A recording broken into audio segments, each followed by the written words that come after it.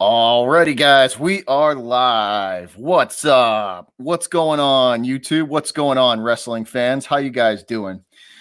WWE fans, we are live.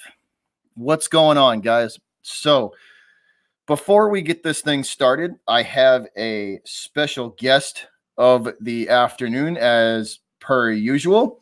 My good friend and good fellow supporter of the channel, the Carver family, is going to be joining me for this one. What's up, Carver? What's going on, my dude? Not much. Just getting the day going. It's pretty What's bad. going I'm just on, getting man? it going So- now at midday, but So let's dive right into this, man. Let's just kind of jump right in and we'll kind of give some thoughts on the Rumble and the Smackdown. The Smackdown and Raw that we saw after it. So what did you think about the Rumble, man? What did you think? one of the better ones since for like the past few years. It was interesting. It definitely was, man. It was good. About every I did enjoy it. Now I don't know about you, but no, Dominic, you're not the only one. It shows we got 6 watching, bud. But welcome to the stream, my dude. How you doing, brother? So I only had one gripe with the Rumble. Only one of those matches I didn't really like them. Even the pre-show was pretty good. My only gripe with that match, and I think me and you are on the same page with this, is that Bayley match was just not exciting. It was boring. That even heard last night was just horrible. Yeah, the segment I watched a little bit of a review. I watched your stream, and then I went back and I watched the match, and I was like, yeah, it just. Even though Bayley's heel character is a nice change from the start, from what she's kind of been in the past, and it is generating like it is fans. There's some fans that are out there saying, yeah, it's a good change for her, but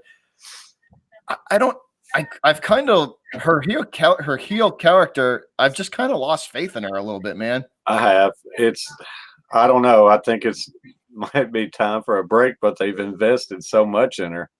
They really she was much better as a face than a heel. Yeah. Much better. A better crowd reaction. What's up, James Kennedy? What's going on, man?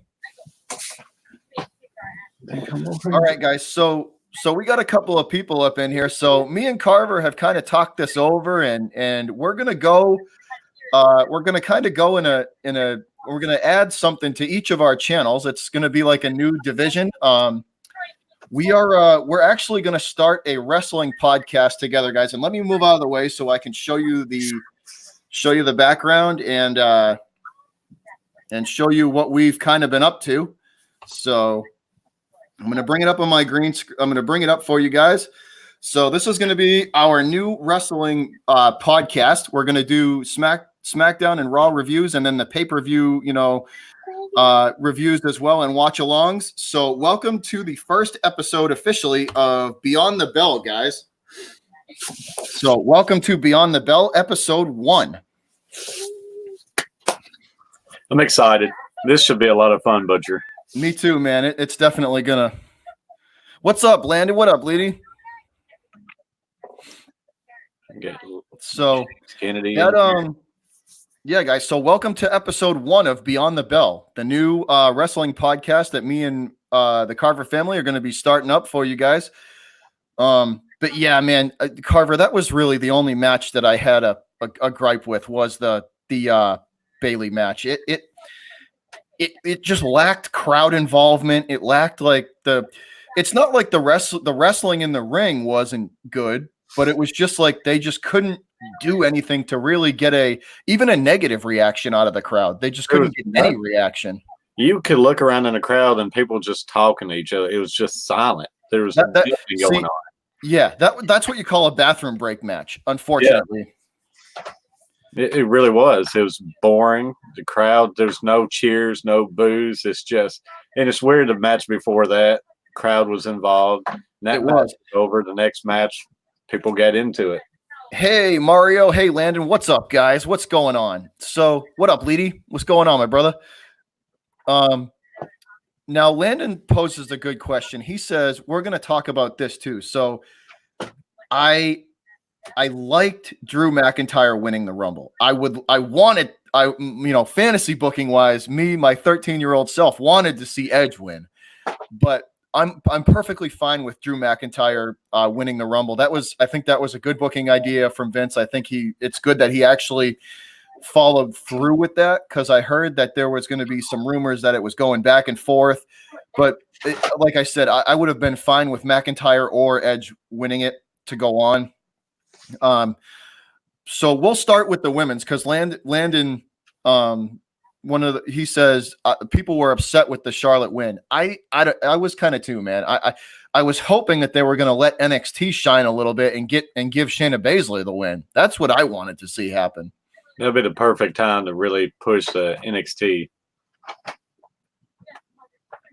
I mean, and I thought all the women's entrants were pretty good, and they all performed well. The one thing that did kind of irk me about the women's was that why bring Santino Marella back? Like, give that spot to somebody else. Give it to another NXT. You know why?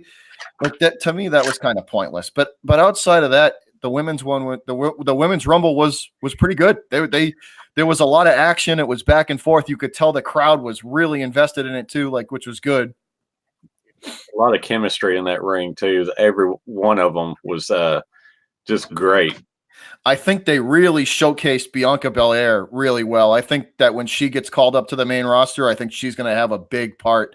Whatever brand she joins, I think she's going to have a big part in whatever brand she joins. I think that's why they kind of built her up the way they did, because she had a really good showing. I didn't even think about it. Like Landon says, Sasha Banks wasn't even there. That's I believe she's hurt. I just read that today, that she's hurt. Yeah, because she wasn't even on SmackDown last night. But that makes sense. Like 2 weeks ago, how they kind of injured her. Yes. Yeah, so even Leedy says so. My Pittsburgh Steeler brother there, Leedy, says he would have liked it to have come down to Roman Reigns and an NXT guy, Aleister Black, which I like Aleister Black a lot too. I think his in-ring ability is really good, and I like, once again, just the NXT showing in both Rumbles was really nice to see. It was really good. So I'm happy with McIntyre though. He's finally getting that push. He's a big guy. He's very kind of like a generic look, but man, he's got it. That's what I'm saying. Like, he's got the charisma. He can get the crowd, and like I'm happy with the win for McIntyre. Yeah. I would have liked to have seen Shayna Baszler win though. I mean, like it was almost too predictable that you're gonna see some big name . I don't know. Charlotte just doesn't move the needle much for me. Like that, you know what I'm saying? Like, it just doesn't move the needle too much for me to see her win, because she's been there. Like, give one of these NXT girls a shot to really shine at WrestleMania, Exactly. And if you have to put Charlotte in as a triple threat, if you have to. But I think it's time that they start see, the booking of the Rumble, I think, is a perfect example of how Vince and Triple H's views of how the directions in which they should take the company, Yeah. Because I think Triple H is pushing to really take some of this NXT talent and mix it in with the main roster talent. And I think Vince is still I don't think he's too keen on doing that yet, Vince is overplayed. Like, Charlotte is overplayed. Just over and over, because the past how many years has it really been Charlotte running the show? And you get all this women's talent coming in, and the Rumble showed it, and they could easily just took that next step to make the division even better. Hey, what's up, USA? What's going on? Thank you, USA. She's sharing this out. Thank you, much appreciated for that. But it's yeah,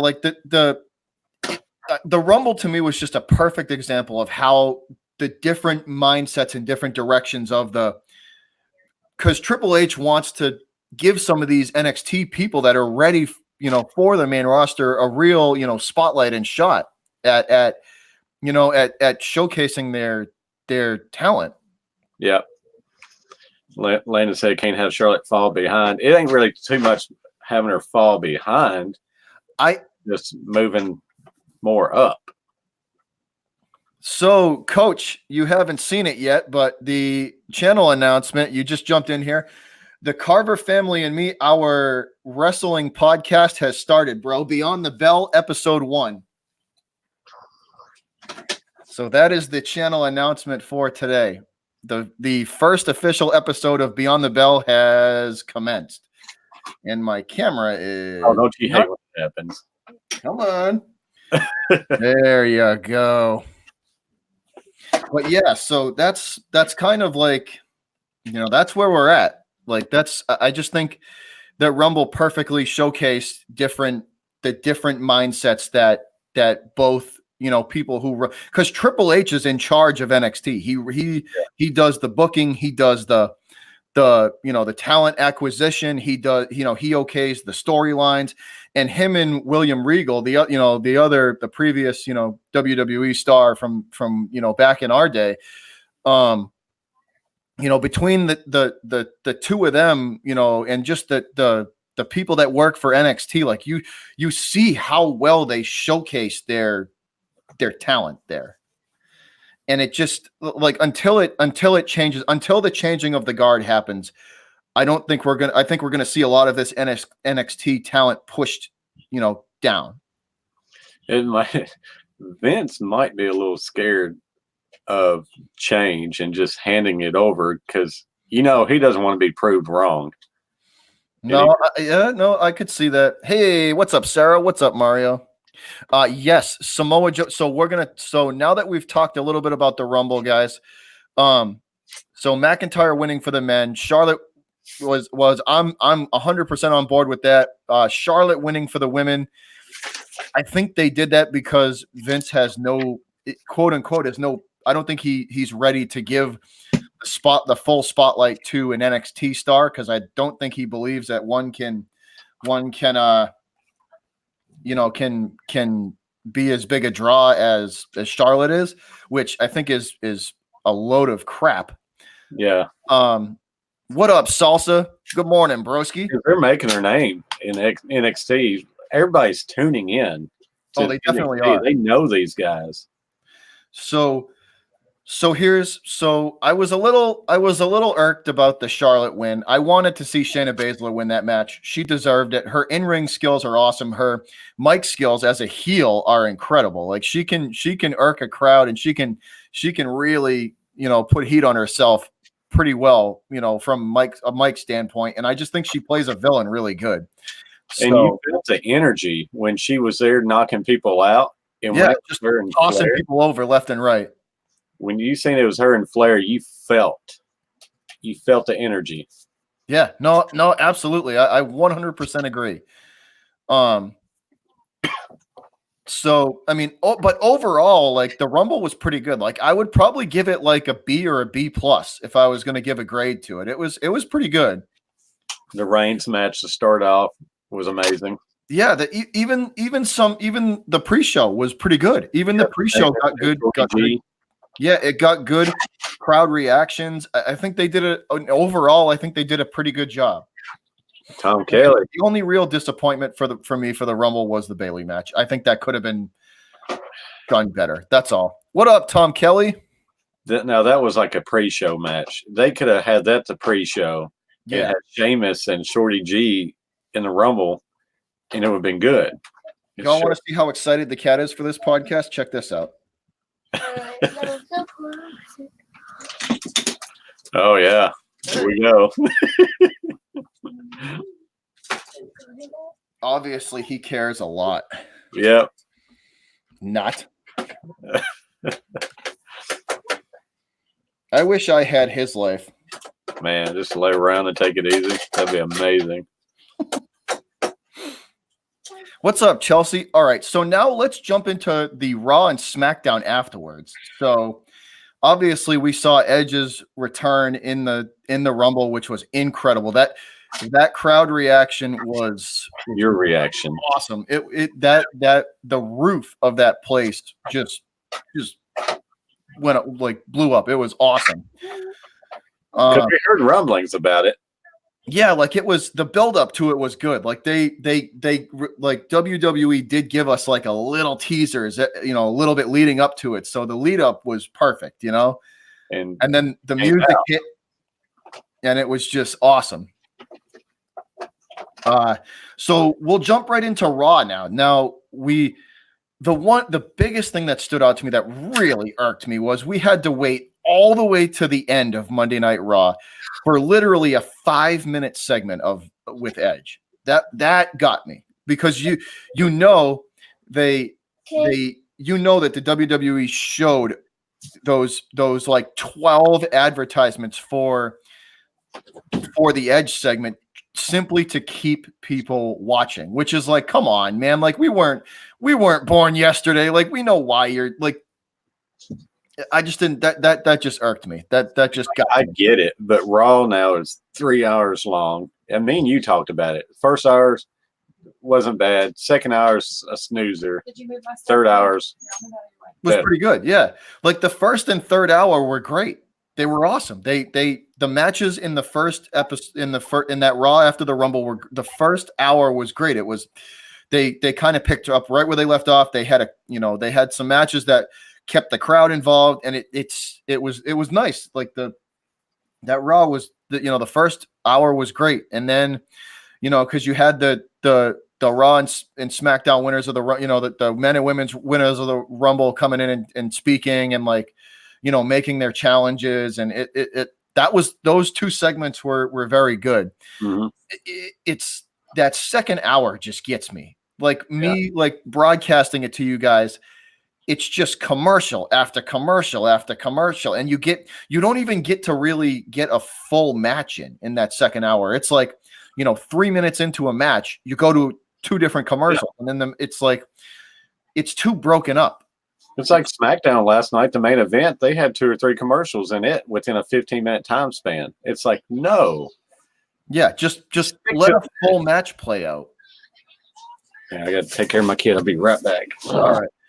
But it's just, I mean, that's how I felt, guys. The third hour was pretty good, and to wait all the way to the end to see that Edge segment, the Edge segment was good though. It was very good. It was very well written, because I said, at the end of the Rumble, hey Chrissy, what's up? At the end of the Rumble, Sarah, I think she's probably going to be coming back. Maybe not this WrestleMania. She could make an appearance this WrestleMania, but I doubt it. But I think next year she's going to try and come back. But like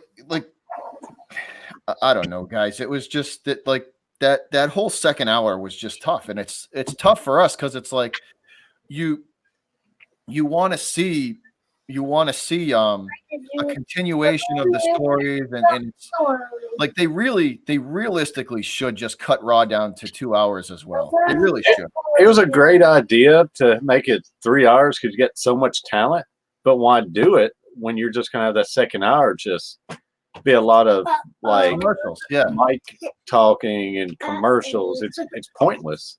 Well, here's the thing, right?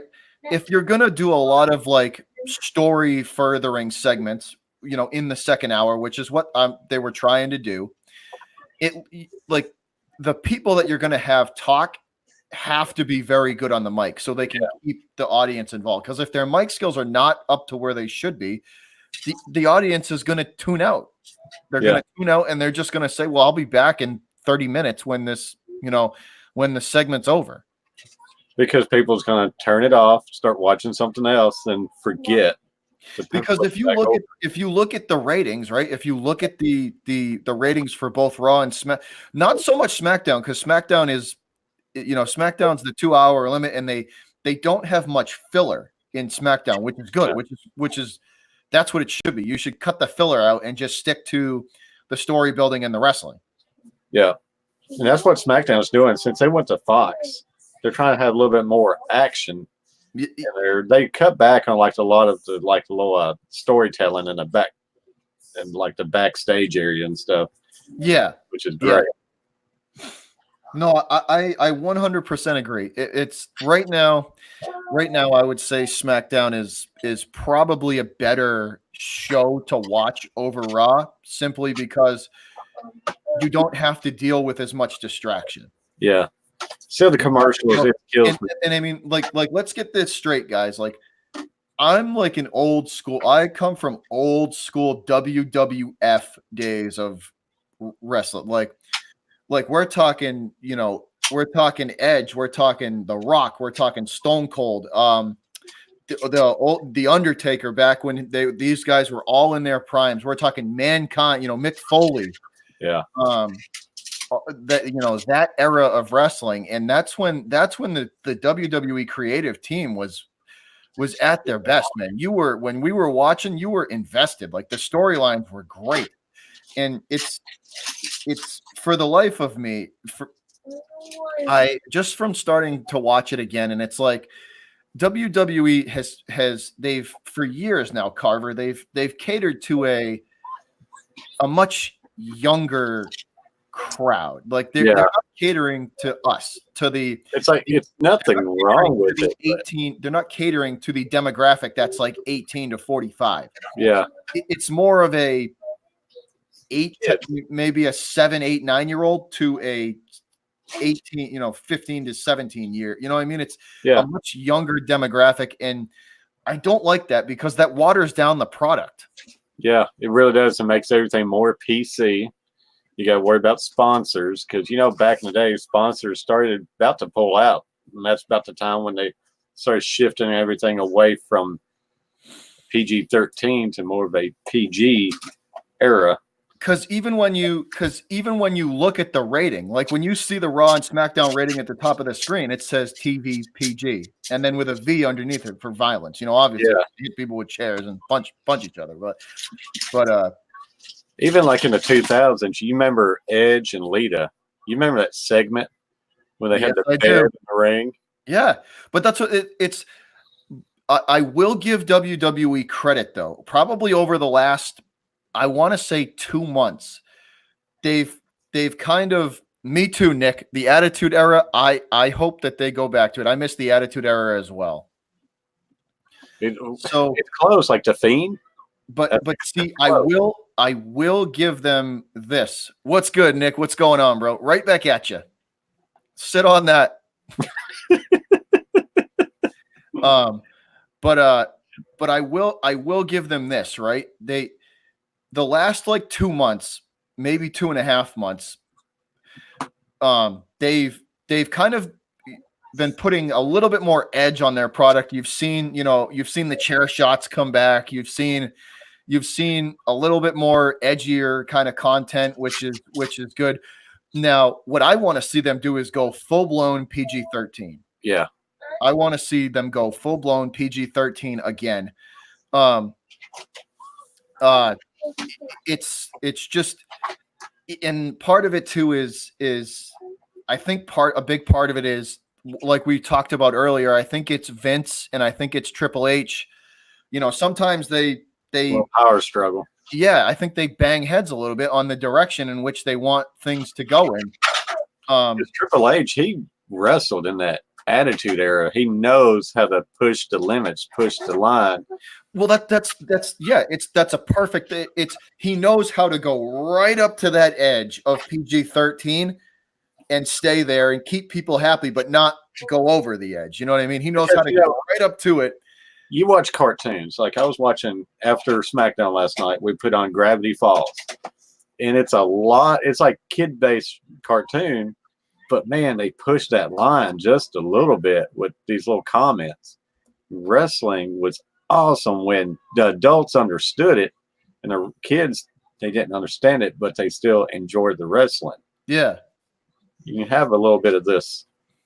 I don't know. Like I said, the last couple, like we were talking about it earlier, maybe the last like 2 months, they've kind of started to put the edge back, into the product a little bit. And I don't know if you read about it, but Fox was disappointed with them. You know, their first couple shows, they were a little disappointed with SmackDown because it wasn't edgy enough. Yeah. So I think this is, you know, Fox and their sponsors, you know, pushing back on the WWE a little bit, saying like, you know, you guys you were promising us all these numbers that you haven't hit yet. So, you know, and you look what happened. You got Bray Wyatt and Daniel Bryan with the strap match, and he just whooped Bryan up and down, whelps all over the back, and you know the contract signing of stabbing his hand, signing the contract in his blood. But see, that was a nice little harken back to how they used to do it, you know, in the Attitude Era. That was like a nice little added, you know, that was a nice little segment there. But it's you see it, I think, little by little, and I think, I mean, Vince, I can understand his you know, being nervous to do some of this stuff because he doesn't exactly know how the younger crowd's gonna respond to some of this. But my response to that is, don't worry about it. Screw that. Like, screw that. Look at back in the day in the 90s and how popular wrestling was. A 5-year-old isn't going to spend $300 on wrestling gear. Nope. 18 to 45 got people that the old school that watched it back in the day. Those are your money. That's your bread and butter crowd that you should be targeting on. You know, the kids in high school to the kids are, you know, to the guys our age and a little older. Because they cut out all the blood. Well, like I said, I understand that too, like safety reasons and stuff, blood mixing but no, I get it, but you could still put an edge back on the product by, you know, there are certain ways so there is some encouragement coming from all this though. But let's shift over to SmackDown. What were your kind of thoughts on SmackDown this week? This week it's really neat. They called it Super SmackDown because we're leading into the pay-per-view. Was it Super? I can't remember the pay-per-view name. It's they're changing up pay-per-view names almost monthly. It seems like there's no steady consistency. But SmackDown was good. You had a 4-team tag team, and winner of that gets to go against the New Day. You know, which I'm sure we'll touch on the rumors of the New Day pretty soon. Yeah. And they're pushing the Miz and Morrison back. So Miz and Morrison won that match. So you're going to have them versus the New Day for those tag titles. In the Bayley match, we discussed Bayley. That was a bomb of a match. Not good, boring. Then you had Strowman versus Nakamura, and that match shocked me because you never see them change titles, and they did. So Strowman is now the Intercontinental Champion, which I think is well deserved. I think he's been in the WWE long enough, and I think for a big guy, I think he's a very good. I think he's a very good in-ring performer, and he moves. You know, for a guy his size, I think he moves around the ring pretty. Like he's pretty agile for a guy that big. And it helps out a little side note with Sami Zayn. Maybe they can because Zayn screwed Nakamura. So maybe that allows Sami Zayn to be able to break away from that team. Quick, and to do stuff on his own, because that's wasting talent, in my opinion, is Zayn and Cesaro, both really good talent, but they're being shadowed and hampered in that Nakamura shadow. Yeah.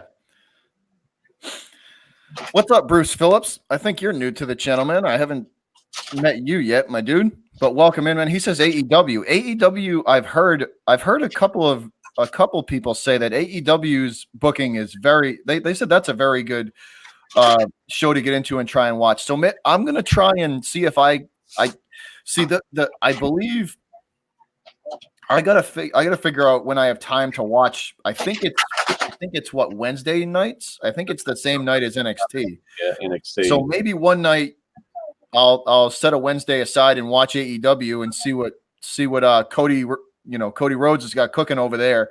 But from what I hear, it's bringing in very good numbers for. I got that WCW feel to it.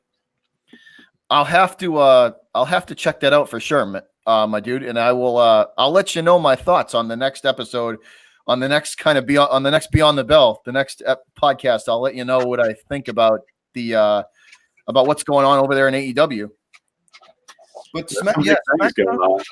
SmackDown, it was like I said, you know more. So what was the main event of SmackDown? What was the main event?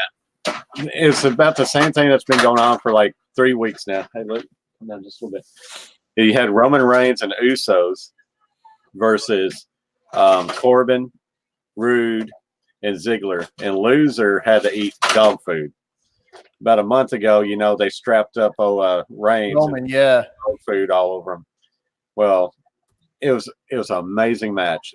That match was like 15 minutes long, but then they added in commercials and all that stuff. But then you had Reigns with the big spear, the Superman punch, and got a hold of Corbin for the victory. So Corbin had to eat that dog food last night. And they had buckets of dog food cans, and they just doused them with dog food. So that was. And he was trying to kick it away. Yeah, he's trying to kick it away. So he wanted no part of that, right? And then he was trying to get out. Yeah, so little buddy enjoyed that one. Oh, I'm sure he did. It was just but hopefully, like you said, hopefully that ends that feud. Hopefully that ends that feud, and we can move on from that. I was hoping it was going to end it at pay-per-view. Yeah, because that was such a great match. Then they did it last night, and I was it's overdone. They just need to move on. So hopefully, like you said, that just kind of seals it right then. And there's a headlock. Leedy, that's a good point, man. Cesaro has been a very solid worker for the WWE for a while now, and I for the life of me, dude, I don't understand why, but they won't give him a title and let him run with it, because he's as a wrestler, when it comes to in-ring ability, he's one of the most talented they have. Big time. And when they have put titles around him, he runs with it. Yeah. Just, I don't know. I say, we don't know what really goes on behind the scenes. I don't know if he's kind of. We'll have to do some more digging on that, Leedy, and see what, maybe if there's some heat going on, some backstage heat with him or something. We'll have to do some digging on that, my dude. Now let's talk about WrestleMania going forward and some of these storylines. So it's more than likely looking like we're going to see Lesnar and McIntyre square off at Mania, unless we get a major swerve and Lesnar loses the title and they go in a separate direction. What's up, Alex? What's going on, my dude? You have McIntyre face. That's the only reason why. Yeah, that's the only reason why I don't know why they would kind of steer in a different direction. But for all intents and purposes, at least for me, it's looking more and more, Carver, like we're gonna get Lesnar and McIntyre at Mania. Yeah. Now, I'll get your thoughts on that match. What do you think? I think it'd be really good because at the Rumble when McIntyre came in, because Lesnar was on a roll. I didn't count. It had to be a good about 15 wrestlers, 13. Maybe 13 wrestlers he knocked out. Then here comes McIntyre, and just when they squared away, it was good. You could hear the pop of the crowd, and people is loving McIntyre, and people's getting tired of Lesnar. So that WrestleMania match, if they do change titles, could be a good pop. What's up, Connor Burke? I do not play WWE 2K. I don't. We played a little bit. So the next, that's so like I said, it's looking more and more like we're gonna get Lesnar and McIntyre at Mania, which is gonna be a hard hitting. That should be a pretty interesting match at Mania, because I think McIntyre and Lesnar, they match up I think they could both go head-to-head strength-wise. I think, and Lesnar has stated in the past in off-screen interviews and in podcasts that he likes those physical matchups. Like he likes guys that can go toe-to-toe with him and throw him around, and they can actually have like as realistic of a match as possible. Like it where it looks like they're realistically beating the living hell out of each other. And McIntyre would definitely bring that. That's yeah. So I think that's why, like I think WWE. I do have faith in them booking that match at Mania. Like I think if it ends up being Lesnar and Lesnar and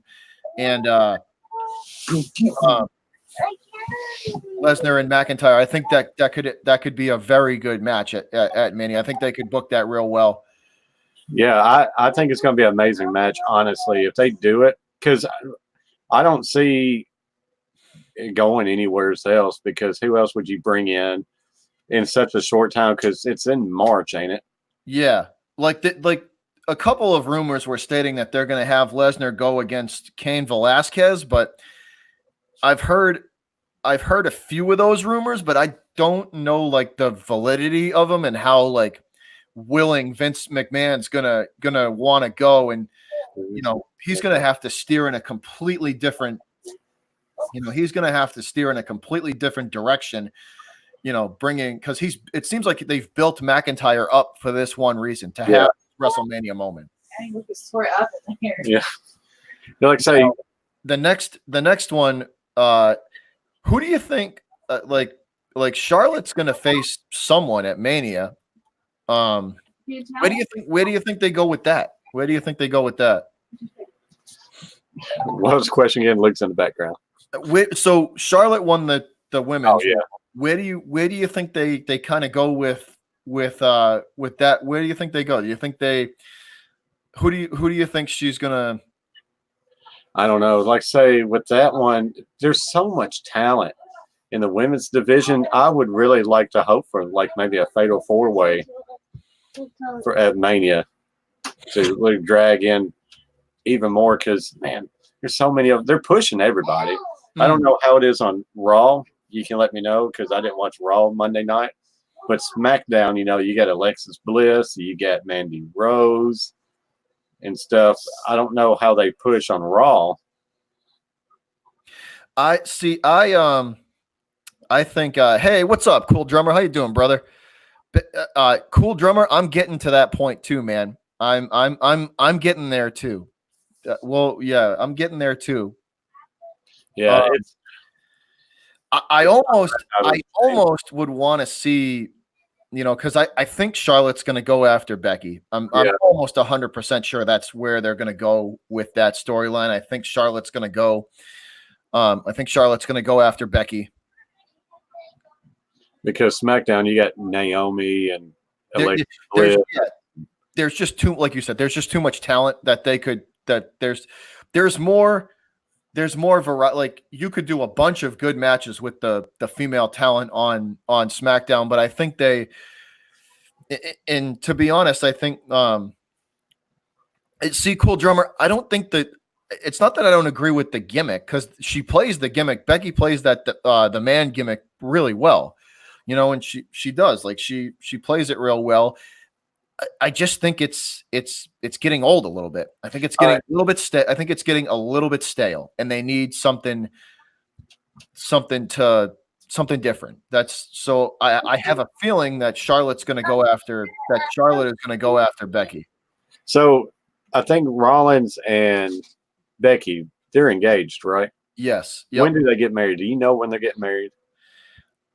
That I think it's soon. I just wonder, they're going to take a little break, especially Becky.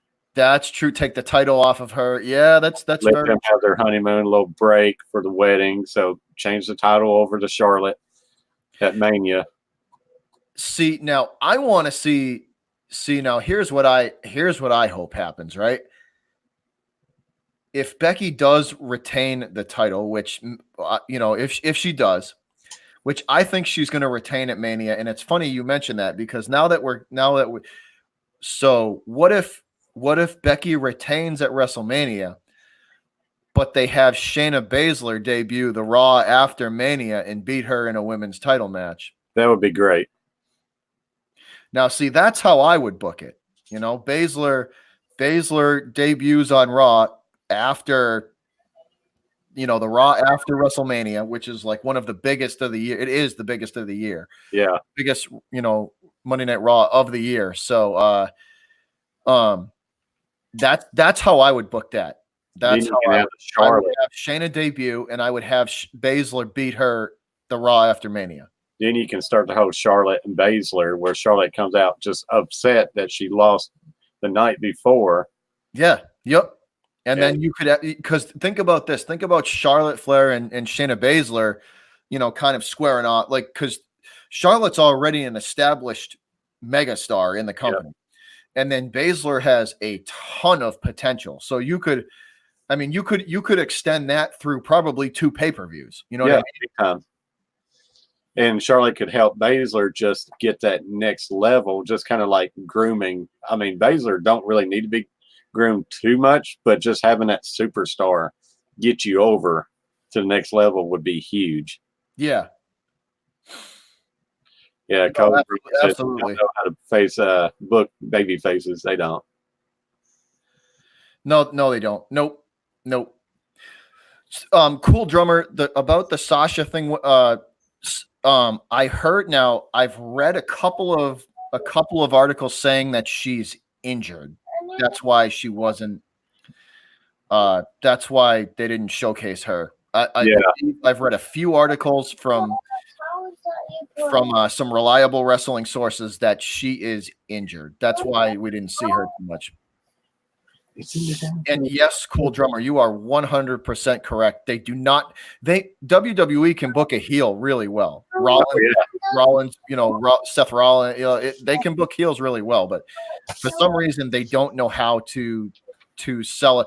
Although I will give them this: the one that they've actually done a pretty good job with is Drew McIntyre. They've built him up pretty good, and they've also, as of late, I mean, like as of late, they've done a pretty good job with Braun Strowman. There's been a couple of times where I've kind of just scratched my head and be like, "What are you doing?" Yeah. But overall, they've done a pretty good job with Braun Strowman as well. They're getting a lot better on him. Like I say, that guy's a monster of a guy. Great talent. And it's like they just didn't know where to go with them. See, finally. Yeah, like I agree with you on that one. They just didn't at first. I don't think they knew how to. It's either they didn't know how to book him, or they were afraid to give him, give him a title and put that much attention on him. You know what I mean? And who to have him run with, it's just who they put him up against is big too. Who else is going that would create a good storyline with Strowman? Yeah. So Drummer says Kofi didn't have a good run as champion. I wish he had me too, man. Yeah. But Drummer, we were talking about it earlier. A lot of the WWE's issues, they're Vince related. They're Vince McMahon related. A lot of their issues. Yeah. I was hoping, since the XFL was coming along, that I'm gonna play wrestling. Okay. I was hoping that, what I've heard was like he's going to sell his stake in the WWE and really fully invest in the XFL. But you always hear those rumors. Now, here's Carver. Here's the thing, right? I hope the XFL, right, at least can take, hopefully it'll take some attention from Vince away. So he's, you know what I mean? Like, so hopefully Triple H is going to get to do some booking with, with the WWE, with Vince, trying, being caught up with the XFL. So that's what I'm hoping for. I don't know if it's going to happen, but that's what I'm hoping for. So he could prove that, it's not about wrestling. He isn't just wrestling, that he can create a true sports football, because it failed once before. It did. So he can come in and be like, you know what? I got WWE kind of market, like monopoly kind of, but you got to watch out for AEW now. But he could be like, yeah, but it's so big that AEW is not a serious threat yet. Yeah. So he's like looking at NFL. He's like, maybe what if I go out and take down the NFL? Or at least try and get a little bit of that market share over, you know what I mean? Yeah, he's about money, like me and you talked about. Yeah. And just give it over Triple H, let Triple H run WWE and watch it. But see, that's the day that I'm waiting. That's the day that I'm waiting for, dude. When Vince finally says, "All right, I'm gonna give you 49% of it," you know? Yeah. So it's like, you know what I'm saying? And man, you know, Triple H is so smart. He man, a long time ago, he was in the big bucks champion, and he's like, you know what? What if I just get Stephanie McMahon and I can run this company in about 30 years? Well, like I said, I just think he gets it because he came from nothing. He had to work his way up, you know, the ladder. And they pushed him down. McMahon, you remember, he got mad at Triple H when he found out he was dating Stephanie, you know. Then they pushed him down the card, and he kind of worked his way back up. I don't know. He definitely had to, like, he just having someone who has been engulfed in the business. Like Vince was never a wrestler. No. Triple H wrestled for years and years and years. So just having him, you know, be the voice of the company is, I think that fact alone will make the product better. You know what I mean? That fact alone is going to make the product better. And you look just the days of the DX, and even after DX and just Triple H's great in-ring performances, and Mike, he knows the business. He cares about the business. He cares about the other wrestlers, and he knows what works. And he's there every single week. And McMahon, he would just go off, and I'm sure he just sent a bunch of emails to the writers. He's like, you know, we want it to do like this. Just do it. Just do it. So Triple H is there week in and week out. So yeah, old school WCW was great. Yes, it was.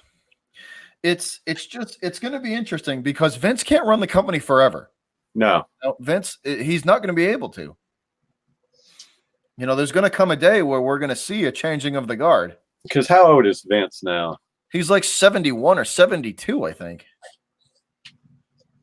So, and I mean, enough. What's up, Pats Nation? What's going on, brother? But like, so realistically, Carver, you know what I mean? Like, if you think about it, we might have maybe 5 more years of Vince running it, you know, before he just gets to a point where he has to give it over because of health, you know? You know, I'm pulling up right now, typing Vince McMahon on Google, see how old he is. And the first thing that pops up from one day ago is WWE stock plunges after Vince McMahon ousts top executives. Yes, he did.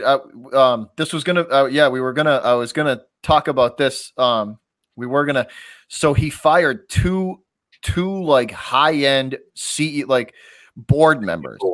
Yeah, 2 high end board members from the WWE, and it was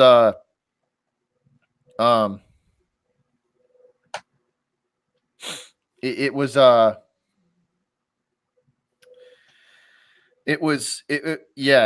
a knee-jerk reaction. I think Vince sees that.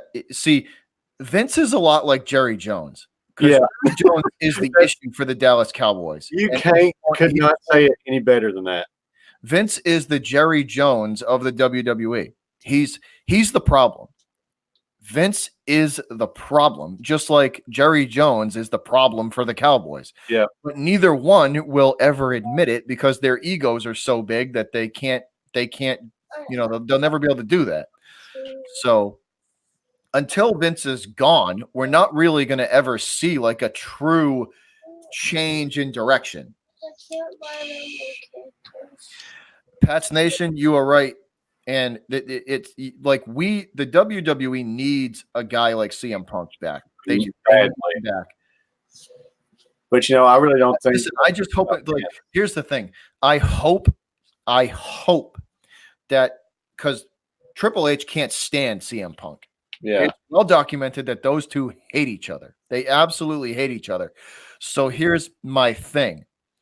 I hope that booking that Triple H has absolute, like, I hope CM Punk says, I want Triple H to have no say in my creative booking and my anything like that. Like, I hope if CM Punk ever does come back, that the deal with him is he goes to Vince. You know what I mean? He deals directly with Vince McMahon instead of having to go through Hunter. That's what I want to see. Yeah, because like you said, Triple H and Punk don't see eye to eye. They're kind of the same. They're both vocal. They just, it's well documented, dude. You remember the pipe bomb? You know what I mean? You remember the pipe bomb segment of Raw? Yeah. They just don't get along. The two of them guys just don't get along. That's happened throughout the whole history of wrestling.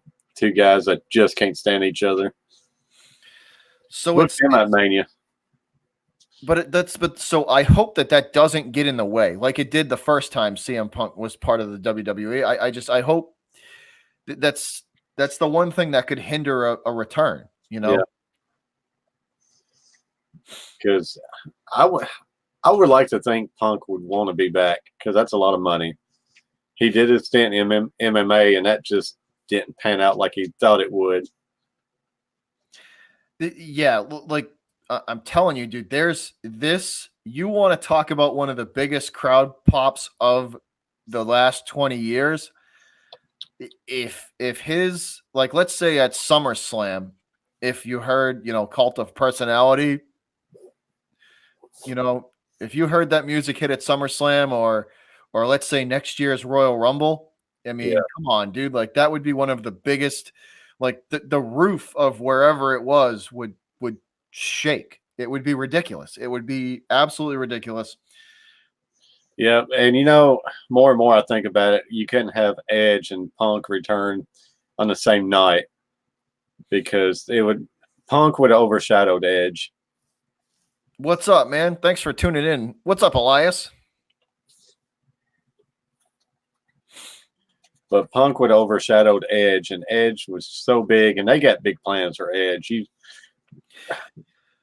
Yeah, like I've heard a couple of rumors about, like, we'll talk about the Edge thing a little bit here for a few minutes.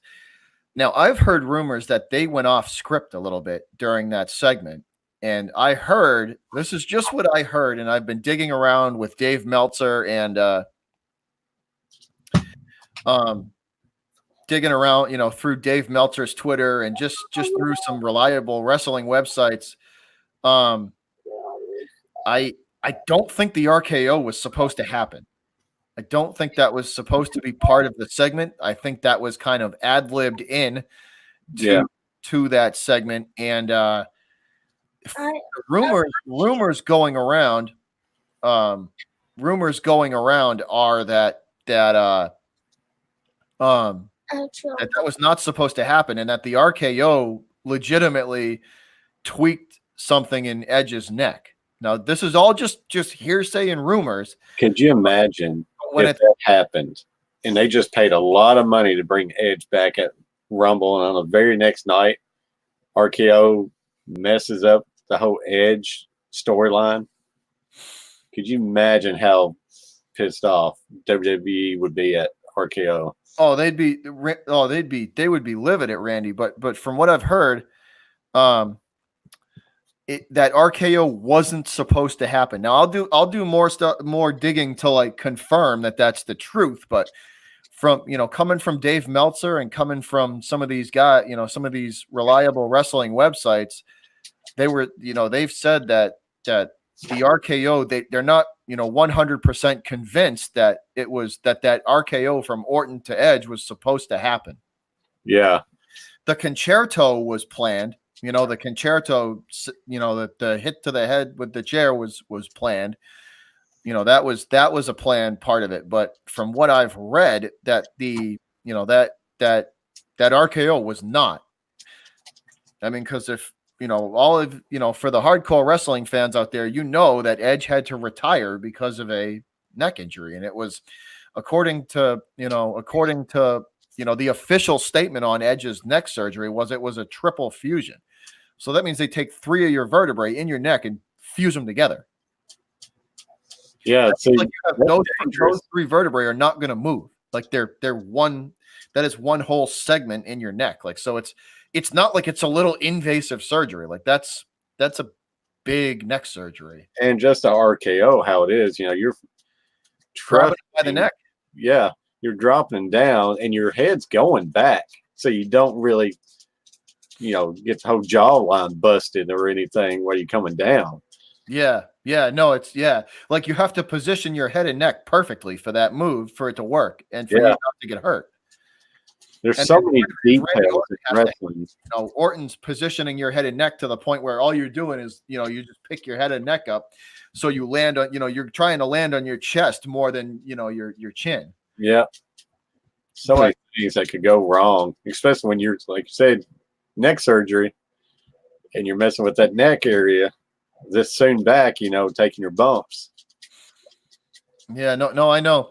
So Cool Drummer so have you heard about that Brock Lesnar and Matt Riddle incident behind backstage there where Riddle was, Riddle said he wanted to retire Brock Lesnar and he doesn't like the way he does stuff. Have you heard about that or no? Came out barefooted. Huh? Is that the barefooted surfer? Yeah. So Matt Riddle talked about Lesnar basically saying that like he doesn't like that Lesnar is a part-time guy and that he just thinks that he said like his work. He said, I want to be the one to retire Brock Lesnar. And he's like, bet on it. And then Lesnar got a hold of it.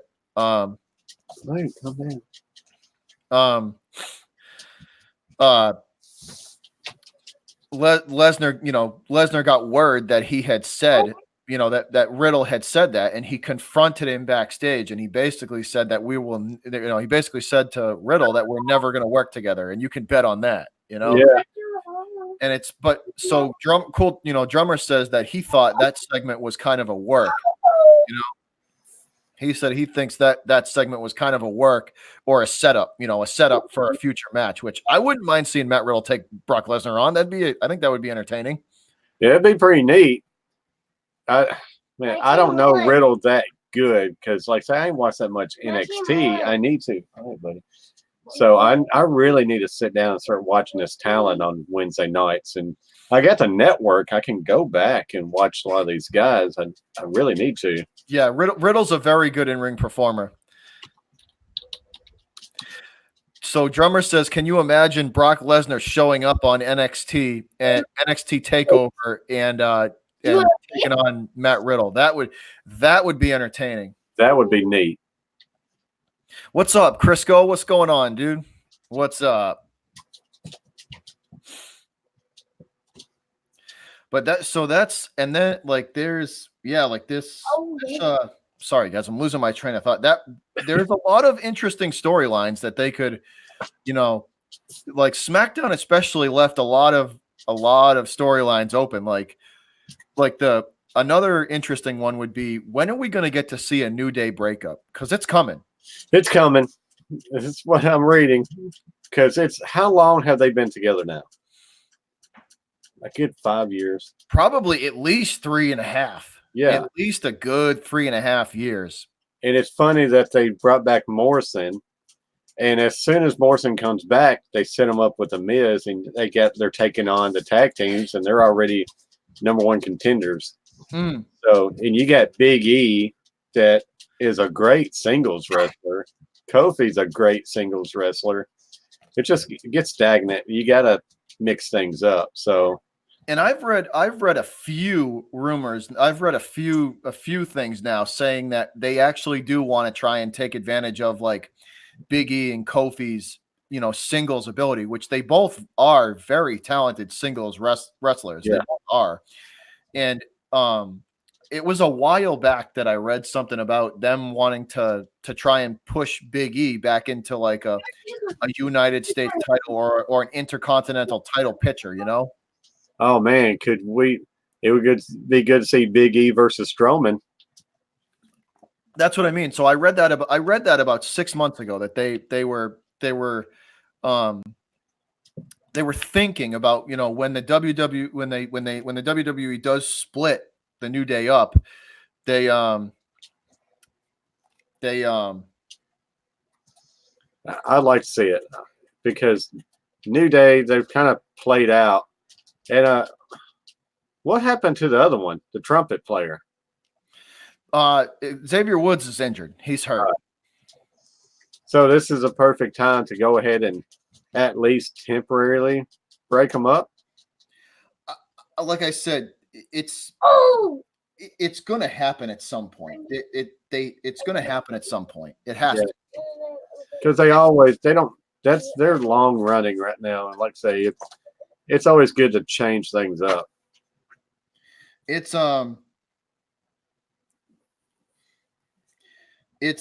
like I said, it's going to be interesting. Yeah. Like say it needs to, like Kingston, he's a great singles wrestler. Big E, I always liked Big E. And when Big E first came out, he had this attitude about him. And since he became in a New Day, he kind of, not going to say wussed up, but he just don't seem as big. And what's that one guy that came from NXT at the Rumble? Big old monster of a guy. Oh, Keith Lee. Lee.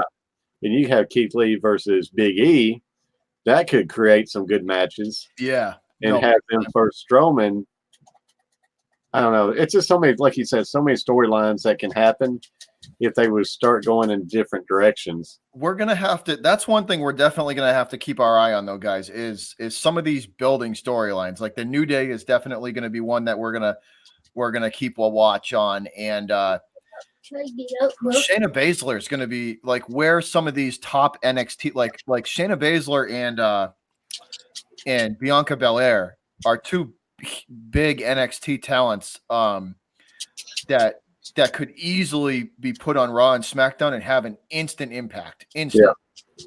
It's like Cool Drummer said, what do I feel like the Miz is just there? It doesn't feel like he doesn't do anything memorable. He will never catapult to a main eventer if he's there.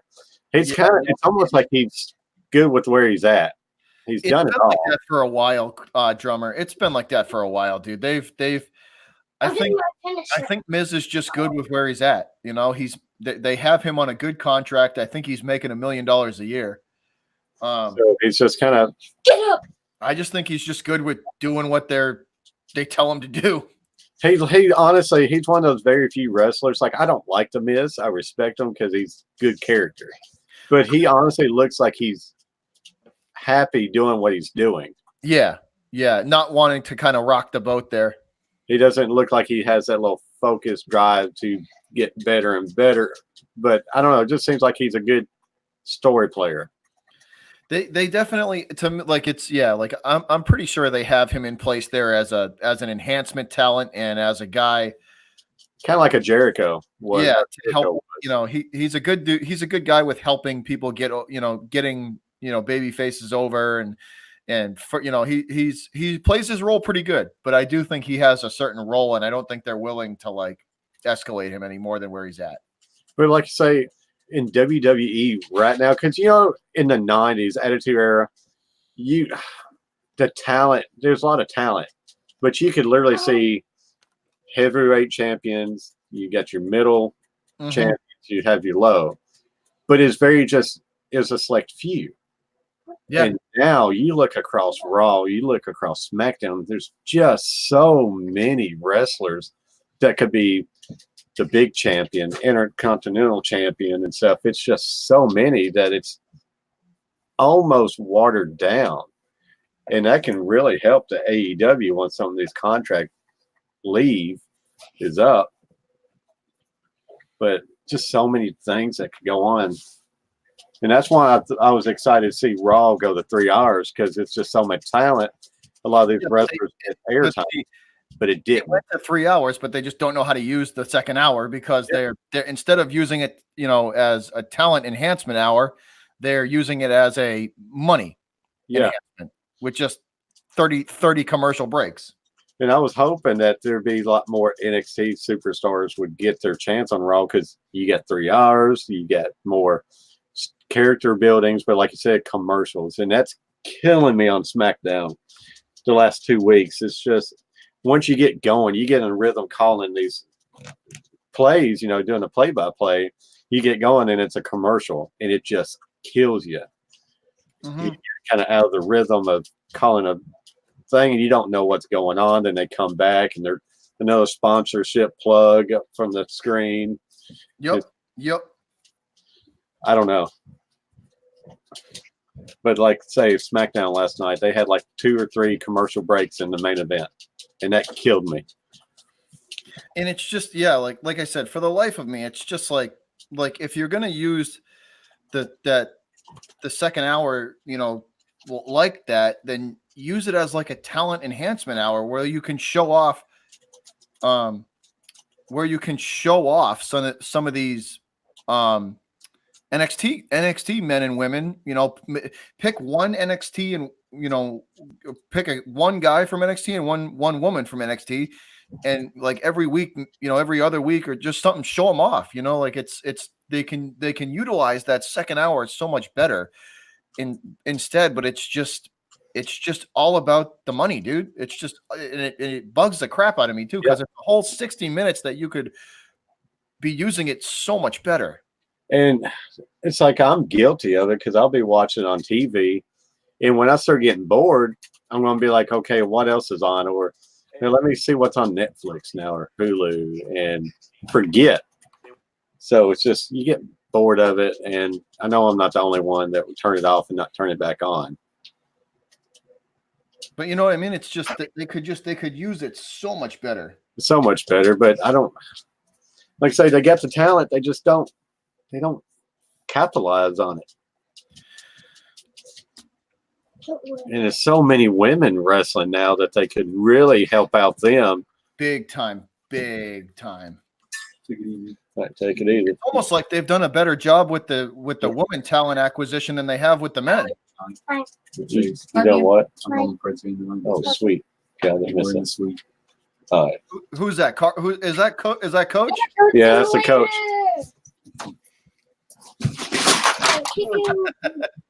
What's up? What up? What up? All right, we'll see. Y'all be careful. All right, man. So, but I think we got some. I think the Raw coming up is gonna be pretty interesting, though. From some of the things that I've read, what they have in store to kind of build some of these storylines on Monday Night Raw. Like I'm pretty sure we're gonna get an interesting Monday Night Raw coming up.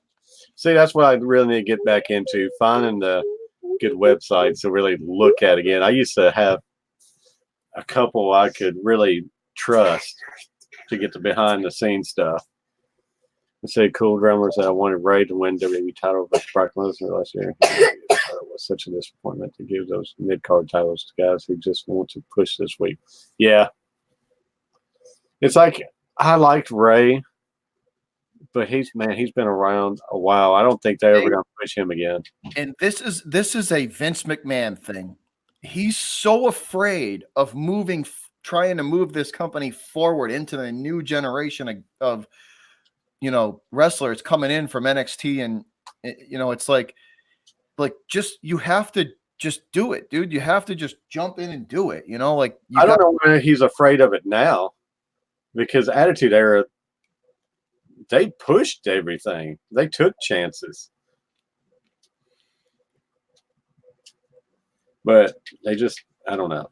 It's frustrating because what the WWE can be. The talent that they get, and you feel it being pulled back. I know, man. It's like I said, we can only hope. We can hope that they utilize the talent, that they have, and just hope that they don't ruin some of these guys and girls who have just superstar potential. Yeah, because it's there. The WWE has enough talent now to rival what it was in the early late 90s and early 2000s. The talent is there. they just have to do a much better job of booking them. Oh. You know, Cool Drummer says a good thing. Afraid to push them because he thinks they're bailed to Hollywood. And, I mean, Cena put in his time. Before he left. John Cena put his time in before he left. Yeah, just like The Rock. They put in years of time, WWE, before they left. They left at the perfect time that benefits their body. Oh, my God. But see, and here's the thing, too. Like, Vince, you know what Vince should do is look at the analytics annually and just say, I'm sure that there's probably 1 or 2 months, maybe even 3 months out of the year where it slows down. And yeah, you know what? Like, we're facing way too much competition. You know, like let's give the wrestlers a rest. You know, let's say Monday Night Raw is going to be once every 2 weeks in these 2 months. You know, but like he's all about the greed and it's all about the money and it's all about, you know, working these guys and girls to, you know, just to the absolute bone. But like sometimes dialing back the product will actually, you know, people are gonna just making the diehard fans wait an extra week, you know, for it. You're gonna, you know, it could actually benefit, you know, the company. But it's like I said, it's the WWE's main problem is Vince McMahon. Yeah, it's been like that for the last 5 years. Because you know, a lot of these guys, they got families and stuff that they never see ever. That's why I'm glad they do the split on Raw and SmackDown. That you got your own group on SmackDown, your own group on Raw, but you're not counting like all the other sponsorship appearances and Make-A-Wish appearances and just TV shows. Outside the ring stuff. Yeah, that's a ton. And so if you gave them wrestlers a break, like a month, 2 month breaks, then when they finally come back, it would be huge. Yeah, no, I know. Like you imagine Rumble time coming back. They're like, oh man, what wrestlers are going to come back now since they had their little break? Cool Drummer. That's very true. That is very true. And if you think about the women's, you know, they really sacrifice a whole lot more than men in their lives, you know, because how many of the female wrestlers would want to have kids and stuff? And start families and stuff like that. Yeah, no, I know. You really have to take off for a whole year to be able to through the whole year, pregnancy and birth and post-birth, raising kids. So they're really sacrificing a whole lot. So that what makes me think about Becky Lynch giving up that title. If she's getting married to Rollins, you know, they'd be wanting to start a family. Yeah, no doubt, dude. No doubt. So we could be seeing a kind of like a thing about Becky Lynch. Yeah, some sort of a storyline involving her coming up. Yeah, because if she get married, you know, maybe they want to start a family pretty soon, and you won't see her as much anymore. When the last time you saw a truly great match on Raw or SmackDown? 2 years ago for me. Yeah. Seriously, I'm not even kidding. 2 years ago. Honestly, I don't know. It's like there's a lot of good matches, but great. Yeah. Well, Carver, I think this was fun, man. I think we hit on all of the major points that unless you got anything else you want to really get into, but I think we touched on a lot of the main kind of talking points we wanted to hit. For this week, the fans have anything? Do you guys have anything you want us to kind of talk about, or any questions or anything like that before we get up out of here?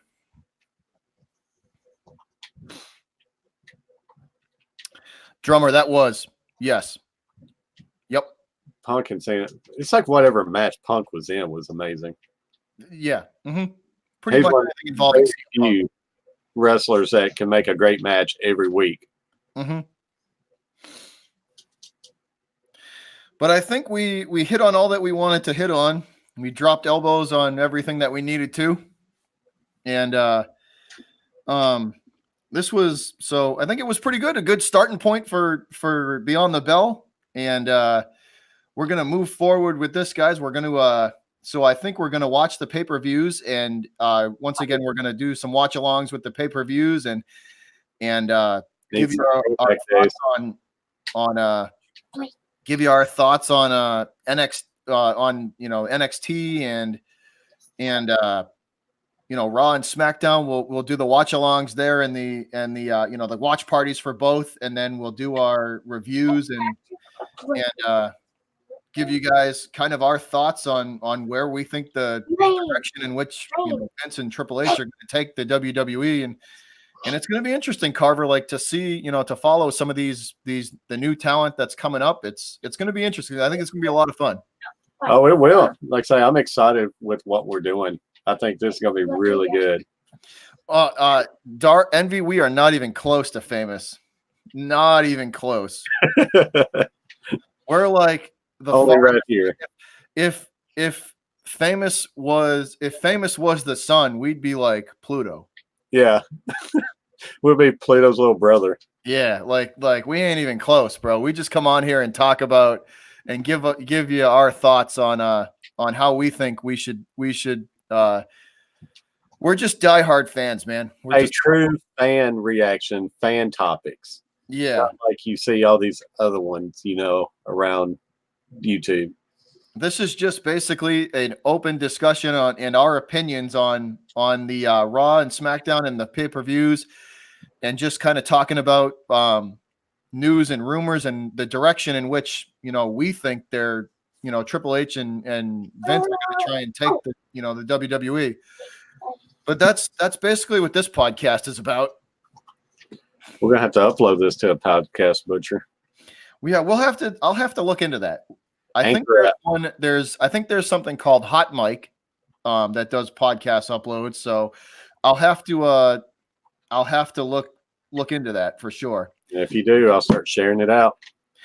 Cool Drummer. I don't think Andrade is going to drop the title. I don't according to Vince and according to what the WWE the direction in which they're going, I don't think he's going to drop the title. I think he'll still keep it because it's only a 30-day. So I think they can manage 3 or 4 Raw appearances without him. They can do it without Lesnar dropping a title since he doesn't wrestle no more. They can do it with him. Yeah, that's true. That's very true. Once again, guys, Carver, any last words before we get up out of here, broski? I can't wait for the next one. Yeah, man. So, like I said, we're going to be doing some watch parties on Raw and SmackDown and the pay-per-views as well, guys. So we're looking forward to seeing all the WWE fans and looking forward to kind of just talking with all you guys and getting to know all you and getting your opinions on what you guys think of the pay-per-views and basically and the WWE itself, because that's we're just fans, man. We're just fans and we're just get everybody in here really discussing. Hopefully we'll keep growing this thing, and that way we're having even better discussions with everybody. This is all for the fans, guys. We're doing this for you guys. We like hearing what you guys think, along with what we do. Because we're jumping here sometimes to just talk about what the fans want to talk about. Yeah, we'll do some like fan Q&As, and we'll let the fan. Maybe we'll do a couple of shows where we let the fans pick the topics. Yeah, that could be dangerous, but I'm all about it. It could be a lot of fun. Yeah, it would. Like a fantasy booking. There we go. Take it easy, Cool Drummer. All right, Drummer, you take it easy, brother. You have a good one. But yeah, I mean, so this was episode 1 of Beyond the Bell, guys, and we're just getting started. But once again, Carver, anything to say before we get up out of here? I'm good. All right, man. This is episode 1 of Beyond the Bell, and it was great to hear from y'all, but we out because that's the bottom line because the Butcher and Carver said so. We out, guys. Peace.